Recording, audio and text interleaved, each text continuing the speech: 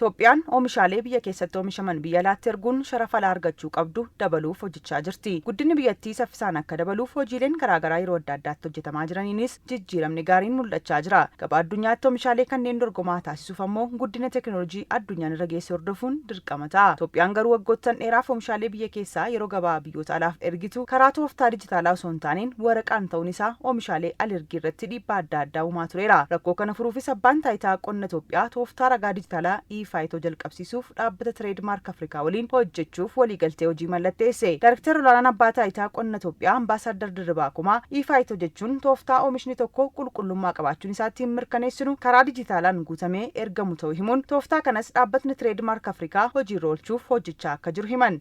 Faayitoo jechuun maalinni oomishni tokko dhibeerraa bilisa ta'uusaa qulqullina qabaachuusaa nu biratti kan sartifikeetiin isaa hojjetamee ergamu kanaan booda elektiroonikaalii erginaa jechuudha. Wanni isaa hin hafa jechuudha. Kana kan sartifikeetii harkaan erginu sun hafeet poostaan DHL kan erginu sun hafeet kana booda maaliin ergamaa sartifikeetiidhaan elektirooniksiidhaan intarneetiidhaan ergamaa siistama isattiin hojjechuu dandeenyu nu hojjechaa kan jiran jechuudha.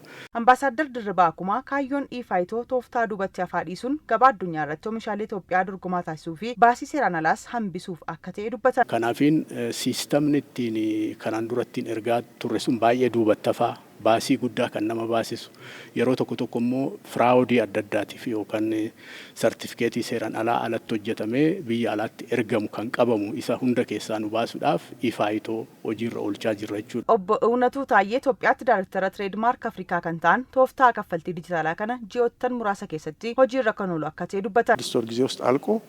Ji'a 6 keessatti tooftaa kana xumuruun hojiitti galchuun dirqama ta'a. Sababni isaas Itoophiyaan tooftaa kana hin fayyadamtu taanaan biyyoonni oomishaalee keenya fudhatan hundi tooftaa kana waan fayyadamaniif gabaa keessa turuu hin dandeenyu. Kanaaf yeroo qabameef keessatti xumuruun gara hojiitti akka gallu ni taasifna. Tooftaan kunis walitti hidhamiinsa gabaa biyyoota adda addaa waliin Itoophiyaan qabdu cimsuuf gahee olaanaa akka qabu himan Ambaasaadar Dirribaa Kumaan.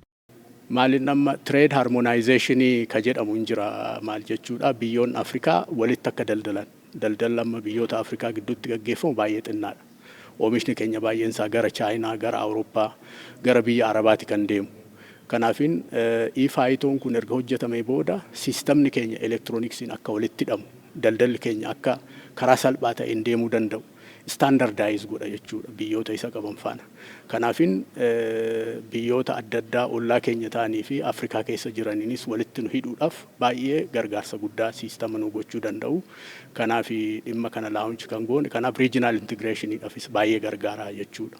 Kanaan dura biyya amma asii Keeniyaatti erguuf sartifikeetiin harkaan barreeffamee ergama. Amma kun hin hafa jechuudha. Biyyi Keeniyaatti regulaatorii biyya sanaatiifis ta'ee International Plant Protection Agency'dhaafis ta'ee biyyoota meeshaa akkasii nurraa fudhatan nurraa bitaniifis ta'ee karaa salphaa ta'een intarneetiidhaan elektirooniksiidhaan single window systemiitti fayyadamnee erginaa jechuudha.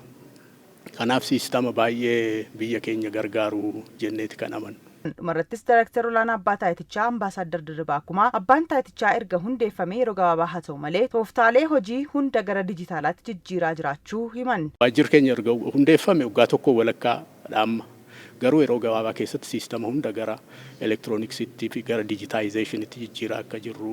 Amma siistama keenya hunda kan impoortii biyya alaatii galus kan ekspoortii biyya alaatti ta'us hundasaa gara dijitaalitti jijjiiraa kan jirru ta'uu isaati.